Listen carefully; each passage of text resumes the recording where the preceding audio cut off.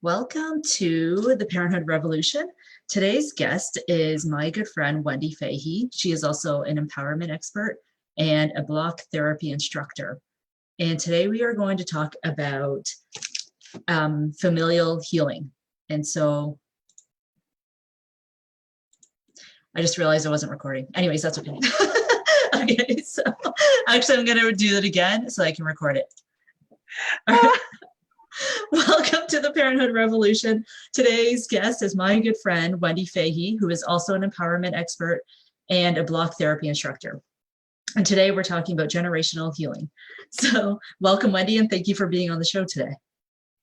Thank you so much for having me, Connie. I really appreciate you asking me to join you, especially because my kids are grown. So in terms of your Parenthood Revolution, I'm kind of past where a lot of people are. My kids are adults. But I've been on a really in-depth healing journey over the last several years. And I think I have something to offer to everybody about what generational and familial healing can do for your relationships with your kids and how you parent them.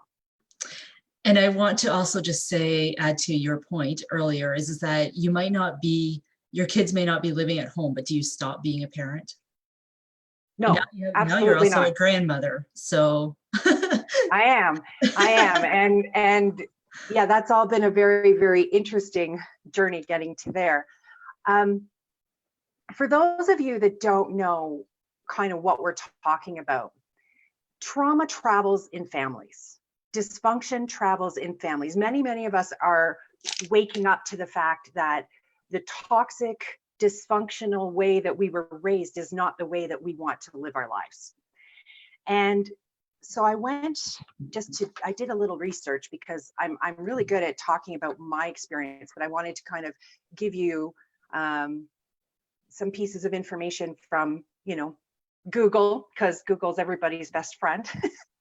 So I went to Psych Central, and it said that intergenerational issues can be found in families who have experienced trauma in severe forms, such as sexual abuse, rape, murder, etc. In my family, my great-grandmother, my grandmother, my mother went through the camps in Germany. As they were emigrating from the Ukraine to come to Canada, they got caught in the camps. Wow. And it wasn't until my grandmother was about 72, I think she was around 72, and I was sitting with her one day, and she remembered that my great-grandmother sold her to the soldiers for extra food. And my grandmother said, yeah, I know, right? Wow. My grandmother said at the time, she said, I was so proud that I was able to bring extra food to my family in the camps. So she didn't, at the time, didn't absorb, because the trauma they were already in, this was just what you did. And the worst part of it from my perspective is my great-grandmother sold her to make sure that their son had extra food. They have 2 daughters and a son, but my grandmother was just getting extra food to make sure that their son. Wow. But, so you have that trauma. You have the fact that my grandmother was in 2 very abusive marriages that I know about. And if you knew my great-grandmother, she was really hard, like really a very hard lady. Like even when you see pictures of her when my grandmother was small, there was no smile. My great-grandmother was not a happy woman. And that expressed itself as dysfunction as they raised my mother together, right? Because when they came over on the boats, my grandmother had her marriage annulled. She was no longer, she was now a single mom back in the days when you weren't a single mom. So my great-grandmother was raising my mom, AKA spoiling her to death. My grandmother, from all her trauma, was overcompensating. So my mother got some fairly solid abuse in the process. And I ended up with a narcissistic mother who then married a narcissistic stepfather. So my childhood wasn't fun. to say the least. Mm-hmm. And I came out of it, and my sister came out of it. Both of us came out of it very, very damaged, understandably. Mm-hmm. But I always knew as a kid and growing up, that I was different. I was the kid that didn't even fit into my own family, let alone into society. No, I always felt like an alien in my own home, because my mother, my sister, my stepfather, they kind of all got along, and I didn't get along with them. Like I didn't even see life the same way they did. I've always been that square peg trying to fit into a round hole. Right. So when I got married when I was 23, and we had a baby, and I was aware that I needed to change the cycles. And at first that wasn't so hard, except that I didn't know how to parent a baby, let alone parent anything. So, at first I was relying on all my toxic people to tell me how to raise my baby. And after 6 weeks of that, I stopped picking up the phone and said, okay, kid, we got to figure this out. Right. But as she started to grow, I didn't have good coping skills. I didn't have parenting skills. I didn't have any skills to deal with the things that this toddler was doing. And, so did I spank her? Yep. Yeah, I'm not going to lie about this. The fact is that I started to repeat what I knew. Mm-hmm. Right. Mm-hmm. Counseling helped me get rid of some of the anger. So at least then I stopped smacking my kids. Right. Perfect. Not perfect, because now there's the emotional stuff that comes out. There's the mental stuff, because my thinking isn't orderly. I can't react to my children in a way that's healthy for them. Right. Right. And the problem when you start getting into this is if you go back into your family and you say, hey, like, what is all this? Your family's going to employ unhealthy coping mechanisms. They're going to either deny your reality, which mine do all the time, have for many, many years. So they're going to say that didn't happen, or they're going to minimize. It wasn't that bad. You're not remembering it correctly. Right? So what does that do? It causes generational emotional struggles, the kinds that I've had, the kinds that I've given my children as a result of having them come down from my great-grandmother, my grandmother, my mother, to me, to my kids. Right. Trauma can limit parent-child relationships. I don't even have a relationship with my mother anymore. We've been estranged since 2007. And we were estranged before that with a brief reconciliation. I'm estranged from my sister as well, because my sister and my mother are very, very codependent and enmeshed in each other. And I can't break that, and I can't break through it. So it's too toxic for me. I can't be there, Unresolved psychiatric problems can lead to relational turmoil. So I'm pretty sure my mom had some mental health issues of some kind, although I don't have a finger on it. I'm sure depression was in there, but I am a recovered bipolar patient who is always watching her mental health. But that mental illness caused so many problems in my relationships with my kids. So many problems. Borderline personality disorder or symptoms of borderline personality disorder can happen. When they diagnosed me with bipolar, they actually said, I'm almost wondering if you don't have borderline personality disorder. Like, I am classic intergenerational trauma. And then what happens is, as a result of these things, the younger generation, my children, myself, but my children, now take this and embody all of this dysfunctional behavior as normal. Right. Right. So knowing that I needed to break that, I finally hit a point where I started to really heal myself and understand that I needed to go back. I had repressed memories come up of childhood sexual abuse. That wasn't very fun. But it helped me see and be able to meditate and go back and see how all of the energetic interplay worked, so that I could see that it wasn't even coming from my mom. It was coming from my grandmother's trauma. My mom was kind of like a little pawn off in all of this. It was like there was this direct energetic line from me to my grandmother, and my mother sitting off on the side. Just, she's the person doing the things, but it's all being driven from my grandmother. And as I started to heal, about 18 months after I started really working on my healing journey, my son reached out. He was in a really bad place. He was hitting rock bottom, and he decided to move back home with us.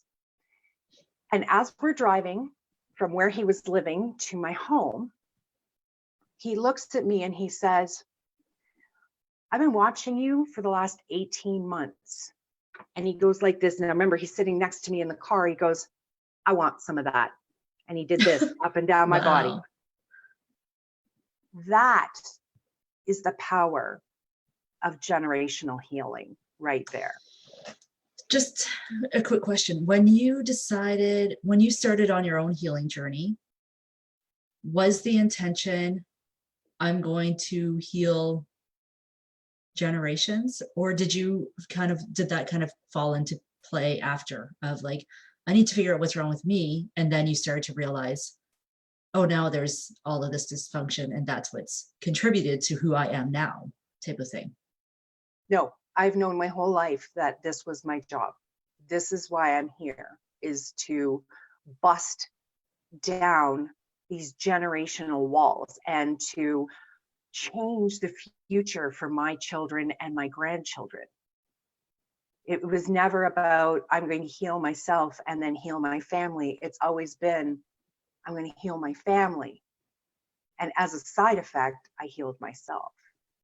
Because my core value, because I never had it and I was born with it, my core value, my core beliefs are very strong around family. So to be raising my children the way that I was raised was really out of alignment with how I was thinking, but I didn't have better skills. So thank goodness people like Barbara Coloroso were around back in the early 90s when I was raising my kids, because we had Barbara Coloroso and we had Dr. Sears. So, you know, yay, Barbara. I also followed a book called 1, 2, 3 Magic, and it actually worked so well that it was in my kids' teens, I could still and they'd go and get it done. Right. Right? So the thing is that pain travels through family lines until someone is ready to heal it in themselves, right here. And by going through the agony of healing, you no longer pass the poison chalice onto the generations that follow. It's incredibly sacred work. And that I got from Facebook. And from my own experience, I'd like to add that it empowers you to reparent your adult children by providing them an antidote to your generational dysfunction. So as my son started to heal and I continued healing, a situation arose where my son's cat got shot last summer. My son was out in Alberta. I was in Ontario. My son told his best friend. His best friend told my son's ex-girlfriend. And they haven't been in touch for a couple of years. A couple of days or so into him talking to his ex-girlfriend, she realized that he had completely transformed from who he had been when they were in their relationship, and decided that that was the time to tell him that he has a 2-year-old son. And this is how generational healing happens energetically, because I didn't reach out to anybody and Evan didn't reach out to anybody. All we did was we focused on ourselves. We did our work. We did our healing. We let things go. We became more compassionate, more forgiving to ourselves and to others. And that energetically flows down over the people that you love and care about, the people that are coming, like your grandkids, and it heals everything behind you, because now you understand kind of where everything is coming from, and you can have compassion for your parents and compassion for your grandparents. Oh my God, could you imagine being sold to the soldiers for food, for Right. cigarettes? Really? And then I wonder why my family's a dysfunctional mess. No, not so much. Yeah. Right? Yeah. But the beauty of it is you heal everything and it just spills forward onto who's coming next, because then as you heal, then they heal. And as they heal, they start making different choices, which come from love. Right. So you said something earlier about how, I just lost it, so give me a second. Oh, so you had Barbara and Dr. Sears to go by. So what was it in your parenting that you felt out of alignment that made you go and look for resources? So I'm thinking for, say that a parent right now is feeling, like questioning themselves or questioning their own parenting, and they want to look for resources, but what is it within them that how could they know that this is out of alignment, or this is society being like, you're a bad mom or a bad dad or whatever it is? Do you know what I mean? I do. If you're feeling overwhelmed and not sure how to handle your children, because for me, it was always, I was lashing out at my kids, right? Because I didn't know how to handle it differently, because that's how I was treated, right? I was smacked. I won't even get into it. Let's just say there were a lot of really cruel and unusual things that happened in my home. And when I started feeling driven to repeat those patterns, I was like, oh, hell no. I am not doing that to my children. I mean, I've done plenty of damage to my children. Plenty. Right. But now I have the tools to at least help them unravel some of what their father and I have done, right? For those that are struggling right now, if you don't have an option coming to you that isn't coming from anger, that if you don't have like a loving option, you need to look for a resource to help you. Because there's only two sides to everything. There's love and there's fear, and anger sits in fear. Okay. If you can't come from love, you need to find something to help you get there. And that's where conscious parenting comes in, is you're trying to come from a most loving, aligned space. If you feel angry, if you feel disconnected, if you're yelling at your kid and you're not present for them, you need to really pull back and figure out what it is that's driving you to behave like that. I mean, yeah, my kids, even as adults, they still piss me off. And I still, sit back and go, but I've learned to take a breath and understand that they are their own human being. And even when they're little, they're their own human being, and you need to respect that. Because I bet anybody who's gone through trauma knows that as a child, the one thing you want is to have your voice respected. You want to be heard. And when you're in a trauma situation, you're never heard. Unless someone needs to be meting out some trauma on you. And then all of a sudden they hear things that don't exist, or whatever happens, right? So if you're not sure about what your next steps are, take a breath, step back, reach out to a friend, make a phone call. I did a lot of phone calling when my kids were little. Make a phone call, reach out to someone on text, grab a book, Google something, Google, how do I handle my child in this situation? Or what is it in me that's, I'm feeling like this, how do I handle that? Right. But don't barf your trauma on your kids if you can avoid it. And if you can understand that they're coming from your own triggers, and just take a breath, be present, be aware. Here's 7 steps for you to help heal that dysfunction. First is becoming very, very aware of the fact that you don't like how you're behaving or treating your children. That's a huge one. Every time I smack my kids on the ass, I felt like crap. Right. That right there, you do something, you feel like crap, you're out of alignment. Right? Secondly, is to take ownership. As you've heard, I've said, I have smacked my kids. I've smacked my kids far more than I care to admit on here, but I have smacked my kids. And you need to take 100% ownership of your behaviors. Become very present and observe, right? So we're so busy jumping out to meet all of our problems instead of sitting back, taking a breath, getting out of ego, observing what's happening before we react. Do your Google searches about first do them about dysfunction. What is codependency? How do I set a boundary? All those kinds of things. And then Google, how do I become the best version of myself, and things along that line. How do I get healthy? How do I do this? How do I do that? How do I improve myself? When you become really aware, you're going to also notice that your relationships around you are not always going to be in alignment anymore, in particular with your family. Because as you start to change your family, they're going to start to say things like, you're changing, you know, and they're going to start deflecting things onto you. You know, you're crazy. What is wrong with you? Why are you doing this? Because you need to honor you so that you can be the best you for your children. Right. Practice awareness and be really patient with yourself. This is not like an overnight fix. I kind of liken it to when you have a baby and your baby is learning and the baby starts to walk.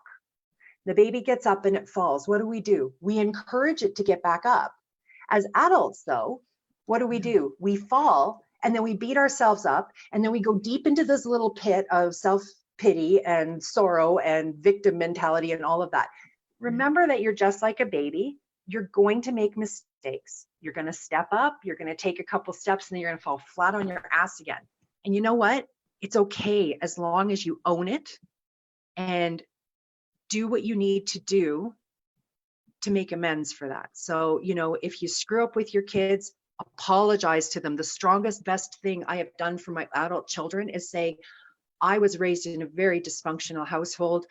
I dumped a lot of that on you. I am so sorry. I did not have the language or the tools to do better. It has repaired my relationship with my son and my oldest daughter. My youngest one is estranged. She'll come back at some point because I'm continuing to do my work. It will happen at some point. I don't know what that point is, but in the meantime, I know she's okay. I know she's healthy. I know she's going to school. I know she's got a relationship with her father. So it's good, right? But I've healed 2 relationships that 2 years ago I didn't have. And then I now have a relationship with my son's ex-girlfriend because she is mom to my grandchildren. And I have 2 grandsons. So these are all things that were not in my life 2 years ago. Right. That simply from going, I make it sound so simple. It's not. It is agonizing, deep, painful work. I'm not going to lie to you. But when you get to the other side, it is so worth the pain and the agony you're going to go through. I promise you that. Right. So trauma is a big word, right? And I'm not trained in psychology or anything like that, but I feel like it's even possible it's any kind of cycles, right? So cycles of poverty run in families where it's welfare, you know, generations of welfare recipients, right? Cycles of mental illness, cycles, right? So it doesn't have to be trauma that's being healed. It can also just be these cycles that are repeating, cycles of spanking, right? Of that kind of thing, right? Like all of this stuff still falls into this same category and not necessarily trauma. Just to clarify The thing is that all of those things, though, come from something that was traumatic. Okay, so it's rooted in trauma somewhere along the line, whether you had something traumatic happen to you or something came into your life and your body embodied it as a trauma, whatever that happens to be. In the case of, you know, welfare, we get into scarcity thinking. Well, you know what else comes with scarcity thinking? We come with addictions. We come with, you know, disordered thinking and mental illness, because we know that people who are on welfare, and I'm not generalizing because I've been there too, I've been on welfare, but most of us that are in this place feel like the lowest of the low. So that alone, that whole feeling of not being enough is enough of a trauma to create a pattern. Right? Right. It doesn't have to be, serious. It doesn't have to be, you know, you were raped, you were murdered, you were beat up, you have PTSD, you went to war. It's not like that. You know, it could be simply someone looking at you and saying, You're like, woo, I got 89% on my test. And they look at you and say, well, where's the other 11? Right. Right? That could be embodied as a trauma. That was like, for me, when that happened, it crushed me. I was so excited about this mark. And my stepfather, he's like, well, I was only kidding. No, man, no. Right. You made me feel this big. You made me feel worthless because I wasn't perfect. Yeah. That can be interpreted as a trauma. And when you are operating from a not good enough place, you're going to repeat that.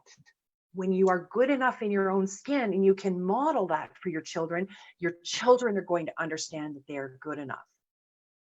Right. That is very generalized because it also depends on your kids' personalities. I mean, that's just also, we have to throw that in the mix there. But as a generalization, that's how that works.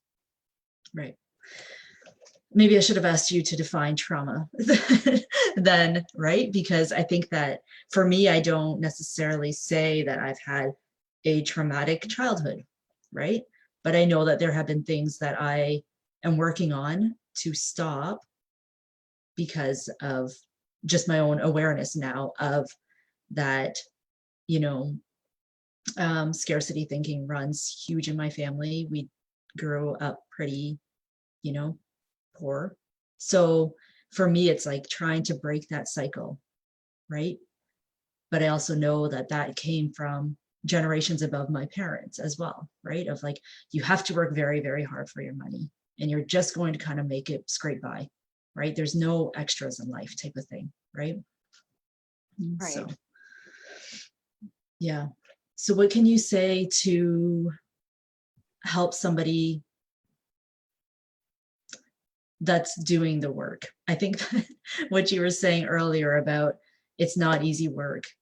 Sometimes both of you and I have had these conversations where we're like, do we have to keep going? Right? Well, the problem is that once you're in it, you're in it. There's no stopping it until it hits the end. And there is an end. So can I just tell everybody this? First of all, for all of you that are spiritual and think that this has to go on forever, it doesn't. Okay? It doesn't. There is a finite end to this deep dive journey. And you can put an end to it anytime you like. However, if you're not done healing, it's still going to come back up. But if you do the work actively, there comes a point where you go, yeah, I'm done. And now you can process through things really quickly. What do I recommend to people who are doing the work? Get a support system. Last year, Connie and I journeyed together all year long. And thank God, because you need someone. So I need someone, and Connie needs someone, and you need someone. We all need someone who we can express what comes up. And because a lot of times what comes up sounds really crazy. Crazy town, 100% crazy town. And you need someone who understands you enough, or is at least in the same place or roughly the same place as you, that they can say, oh, no. You're fine. This is okay. I'm in the same place. Because every time Connie would, she'd be like, I'm thinking about this and that, and this is crazy, that. And I'm like, no, dude, I'm in exactly the same place. You're fine. Or we're both just crazy. Or we're both just crazy. Yeah. But I don't think so. I think really that it just simply comes down to, we have to understand that we are spiritual beings on a human experience, and humans are pretty crazy. Yeah. Humans are crazy. But seriously, get yourself a support system. If you don't have one, can I put in a plug here? Yes. If you don't have a support group, or you don't have anyone to support you, I do have a group on Facebook called Wendy's World of Wellness. I lean very heavily on the holistic psychologist. I highly recommend any of you on a healing journey that you follow her. I lean very heavily on her posts because they really help you unwind this healing journey. She went on a healing journey because she started fainting at work, and she had to get herself into a place of alignment, but she just manages to take this whole journey and put it into memes and into posts in such a way that it helps move you forward. And so I lean very heavily on her information because it saves me from having to try and make it, right? So I do have a group, Wendy's World of Wellness, and we're just there supporting each other, posting whatever can help someone move from where they are to where they need to be. People in there are looking for other people to relate to, whether you've been estranged from family or whatever's going on. People in the group are looking for people to talk to. So it is a safe place. It's a private group. It's never going to be a public group because of what we've discussed in there. So please feel free to come and join my group if you are in need of that kind of support. I'm also an empowerment expert. I use my intuitive gifts to provide you with readings, and I use tarot cards, I use crystals, but I most often use my intuition. But I can read your energy, tell you where you're stuck, and give you the next steps to help you move into a better place, a place that you would rather be in. And so that is available to you as well. So if you're stuck in generational trauma, I can read your energetic patterns. I can read kind of where your family, everything kind of sits.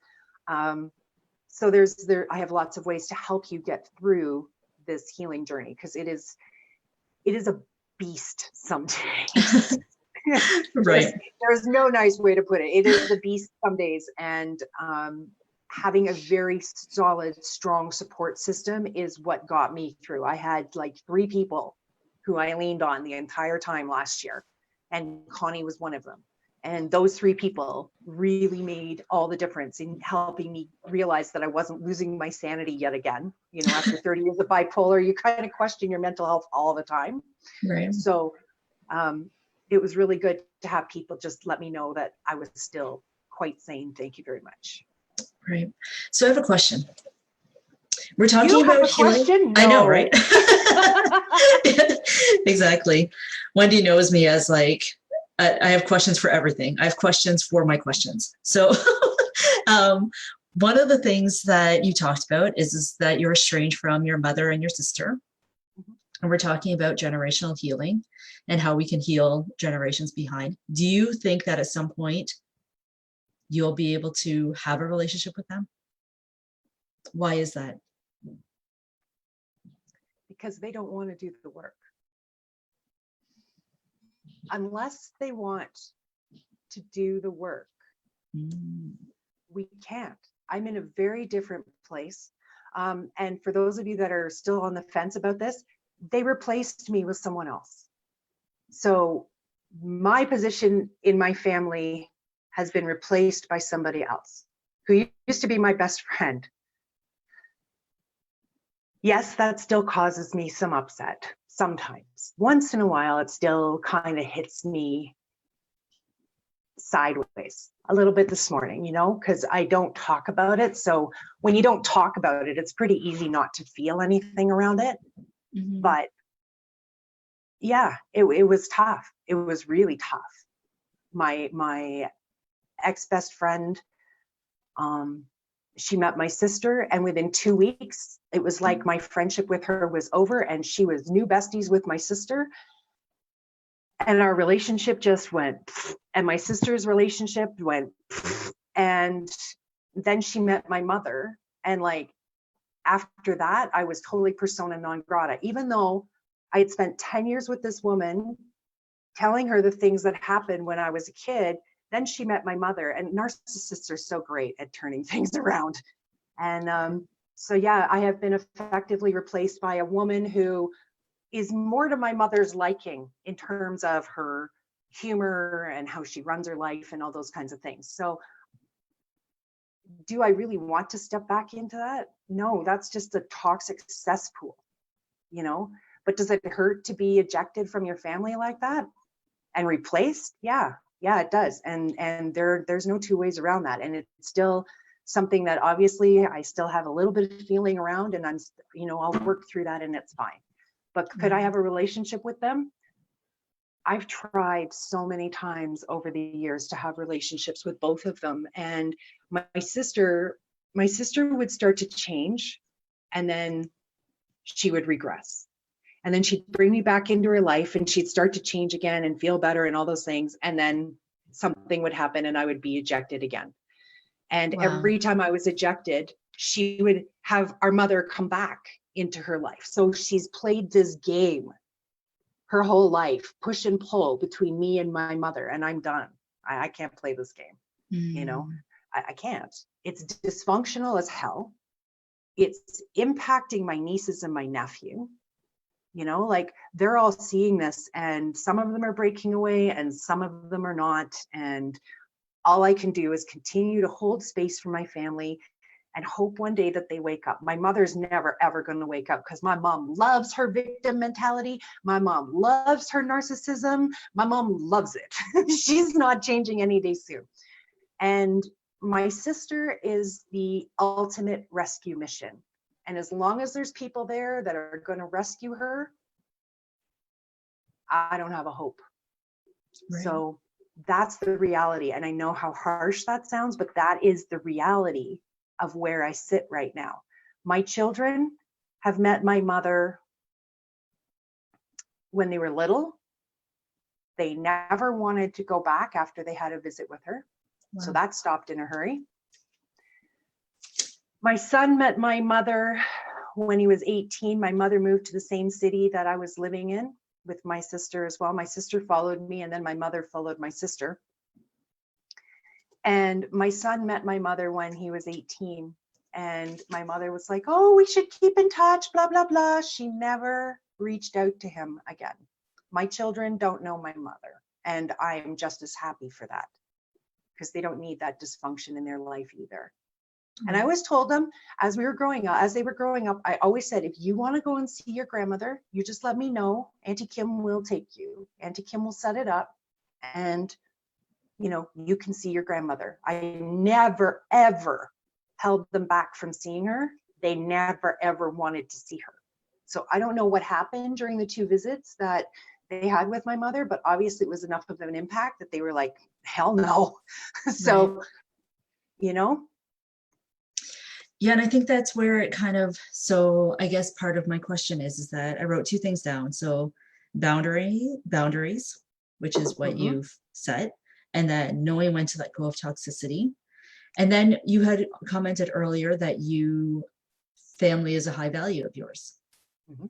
How were you able to let go of the toxic relationships, even though it probably bumped up against your high value? It was many, many years of struggling, because this wave of consciousness that's happening right now, where we're all really waking up and understanding what's been happening and actively working on that. 10 years ago, this didn't exist, right? This language wasn't mainstream. It wasn't up and coming. It wasn't even around. So I did spend a lot of time in victim mentality around it, at the same time as I was trying to work through and grasp and get understanding as to how my family could behave the way they do, right? Right. So honestly, it's only been since I started this healing journey 3 years. So my healing journey was 3 years long, just for those of you that don't know who I am. My healing journey was 3 years long. My first year was all ketogenic diet. My husband had prostate cancer. We followed the ketogenic diet. That was what started me on my healing journey. So the first 6 months or so was all focused on my husband, although I was losing weight. And then as I was losing more and more weight, I knew that stuff was going to come up out of my tissues. And so when my husband's cancer cleared, I looked at him, I said, okay, it's my turn to heal now. And that was when I really started to, follow the breadcrumbs. That's how the healing journey works, guys, by the way, is follow the breadcrumbs. You're going to get, this is niggling at you. So you need to go and work on that. And it's going to start leading you down the rabbit hole, but just follow the breadcrumbs, because eventually the rabbit hole hits a bottom and then you get to start coming back up again. So anyway, I lost my train of thought. My apologies. That's okay. I've done it too. We were talking about boundaries, knowing when to let go of toxicity. And knowing when to let go. Honestly, it's only been in the last couple of years that I've been able to let go. And you can't let go until you can forgive yourself for how you've chosen to react to everything that's happened. Okay? Because you always have an option to choose a different reaction. And I chose to sit in victim mentality. So I had to work through that and be compassionate with myself and forgive myself because I didn't know better. And then I had to understand that my mother was a pawn in all of this and that she didn't know better. And having compassion for myself gave me compassion for my mother and Right. allowed me to forgive her. It allows me to forgive my sister, understanding that she's an even bigger pawn than the rest of them. She's just letting everybody move her through life, right? So you get this understanding, and then you can kind of laugh at it and go, well, those are her choices, you know.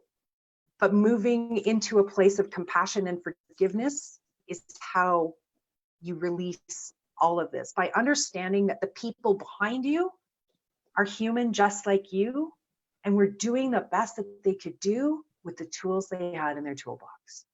Right. My parents' tools were broken and shit. They were garbage, but I am here. So they weren't that terrible.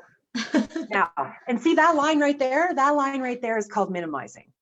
That is how you get minimized. That is how your family will minimize you. It wasn't that terrible. It was that terrible, but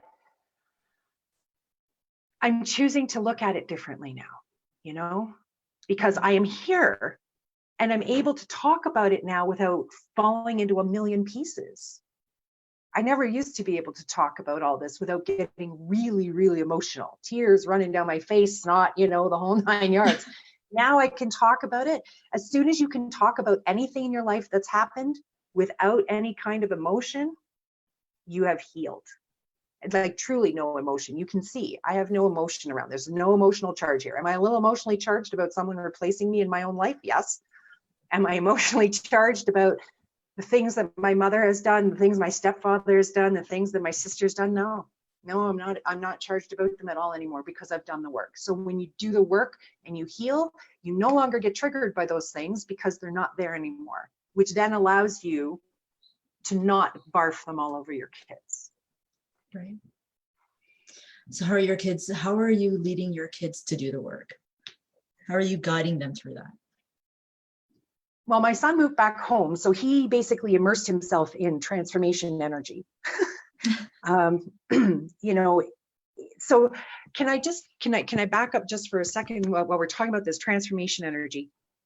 For those of you that have a partner, if you are going through this healing journey and all of a sudden your partner starts sleeping on the couch, it's because they can't be in your energy anymore, because their energy will start to shift because they're sleeping with you. And if they don't want to, or they are not ready to change, you're going to find them sleeping other places, just as an aside. Okay. Interesting. Okay. So my son came home and he basically did the work. He just sat there in his room and he started meditating and he started doing things. And we talked a lot about a lot of different things. You know, I helped him work through a lot of his stuff. And you know, he's done most of his work by himself. He really has. He's been very independent about it. And he's been watching, you know, YouTube videos and all kinds of things that have been helping move him into a higher and higher, you know, vibration. Having a mom that's in a high vibration, when he says, my mom is my best friend, really helps. That's the divine feminine holding space for the divine masculine. My oldest daughter has been a really long process. And it's only been in the last year. Basically, when I showed up at her wedding in Mexico, I think that was a big turning point for her, because she gave me the chance to not come before she invited me. She's like, so we're getting married in Mexico in March, but you don't have to come if you can't afford to. Like, she gave me an out before I even had a chance to say yes. So that shows you kind of where our relationship was. And I was like, oh, hell no, I'm in Mexico. I don't care how I get there. I don't care if I have to hitchhike. Like, I'm going to be in Mexico. So we went to her wedding, and after that, there was more conversation, but I was still doing all of the reaching out to her and stuff. Moving out to Alberta has helped immensely. She only lives 75 minutes north of me. So that has helped us because we've been able to get together. We've been able to spend some time together.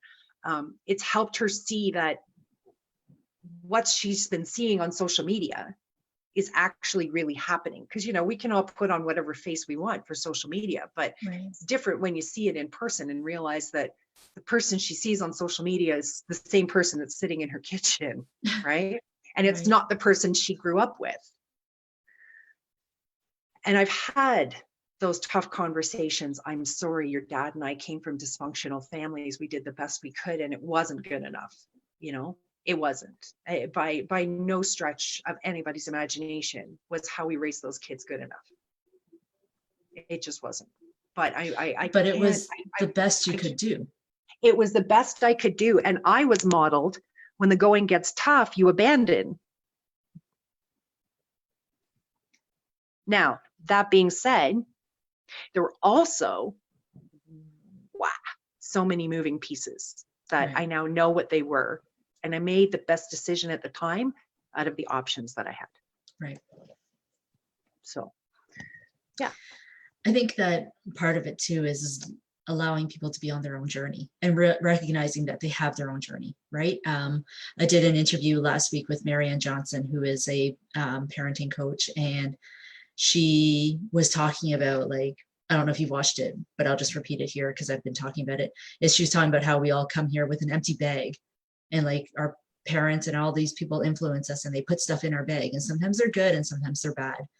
And our own journey is to unpack our bags, right? And so it's just such a good analogy, because I think as moms, as parents, we're very hard on ourselves to be like, I'm a bad mom because I did this or whatever. And the reality is that we're doing the best we can with what we know. And then when we know better, we can do better. So you did the best you could. And so now my daughter and I are having more open conversations. She spent a couple nights here because she had a conference in Calgary, and it's a lot closer than where she lives. So we had some open conversation where, I said to her, I said, well, I really, like, she was telling me what she had a conversation with her counselor. And when I heard how they had that conversation, I said, yeah, I am never having any more of these conversations. I'm talking to you like this. And so from now, that point forward, I've been straight up with her, and she's taken it like a champ. I send her articles and things to stimulate her thought processes around healing, because I know she's doing some. I don't know exactly what she's doing, but I know she's starting to really work her way through some of these things. So I send her a post from the holistic psychologist, or I'll send her a meme, or I'll send her something just to keep her thinking, right? And keep the doors open. And, I ask her to send me, whatever. So she's now where a year ago, 6 months ago, let's go 6 months ago. 6 months ago, my child wasn't even messaging me, and I was moving across the country to her 6 months ago. Wow. She messages me at least once a week now, usually to bitch about her job. But nonetheless, you know what? That's more than I've gotten in years and years and years from this child. And simply because I'm doing my work, I am modeling the behavior I want to see in everybody else. Isn't it Buddha who says, be the change you wish to see in the world? That's what this journey, I don't know who somebody. It is that says, somebody says it.